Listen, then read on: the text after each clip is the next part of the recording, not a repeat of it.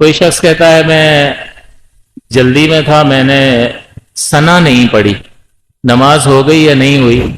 تو نہ یہ شرط ہے، نہ یہ فرض ہے، نہ یہ واجب ہے۔ جب ان تین میں سے نہیں ہے تو سنت یا مستحب ہوگی یہ چیز۔ اگر آپ کو بالفرض پتہ بھی نہیں ہے کہ یہ کیا ہے تو ان تین میں سے نہیں ہے، لہذا آپ کیا کہو گے؟ نماز ہو گئی اور دہرانے کی بھی ضرورت نہیں ہے، ہاں اس سے ثواب میں کمی واقع ہو گئی۔ میں رکوع میں گیا، اللہ اکبر کہنا بھول گیا، یا سجدے سے اٹھا جلدی جلدی اٹھ گیا، اللہ اکبر کہتے ہوئے نہیں کھڑا ہوا، تو یہ ایک رکن سے دوسرے رکن میں منتقل ہونے کی تکبیر مجھ سے چھوٹ گئی۔ نماز ہوئی یا نہیں ہوئی؟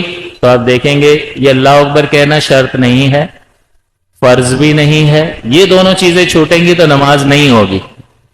اب یہاں آ گئے تو جیسے ہی یہاں پر آ گئے تو نماز ہوگی، اگرچہ تھوڑی سی کمی واقع ہوگی، لیکن یہ واجب بھی نہیں ہے۔